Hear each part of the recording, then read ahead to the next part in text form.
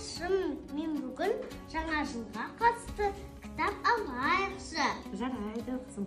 Сонымен қатар мен саған кітаптың маңыздылығы жайлы үйретіп едім, есіңде ме? Сіз маған кітап маңыздылығы жайлы кішкентайымнан үйреттіңіз ғой. Кітап ол білім қазынасын ашып береді, сөздік қорымыз дамиды. Сосын сіз, анашым, маған кітап туралы өлең шумағын шығардыңыз ғой. Есіңде ме, айта қойшы? Я, есімде.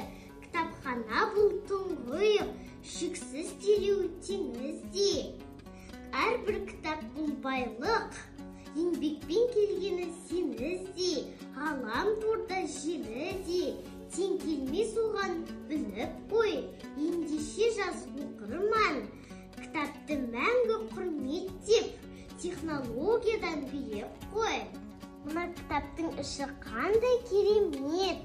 Ендеше осы екі кітапты қысқы каникулда оқып, мазмұнына дайындаламын. Мектебімізге келіп, осы кішкентайымыздан әртүрлі кітаптар алып отырамыз.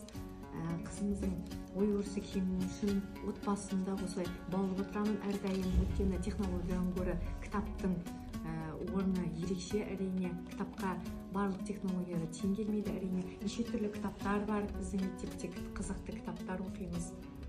Бұның барлығы оң септігін тигізіп жатыр. Мектеп аясында болып жатқан біртұтас тәрбие бағдарламасында неше түрлі өнегелі 15 минут секілді және де тренинг, ата-аналар жиналыстары болып жатыр. Бұның барлығы оқушылардың мотивация ретінде білімге құштарлығын, ынтасын, оқу үлгерімін алға жылжытып, оң септігін тигізіп жатыр. Және отбасылық неше түрлі шаралар жүргізіп жатыр. Бұның барлығы оқушылар мен ұстаздардың.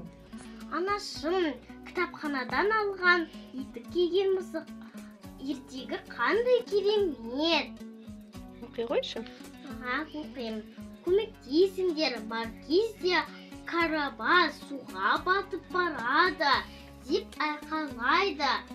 Бай балам салған қалпы патша мен қызы отырған күймеге қарай жүгіреді.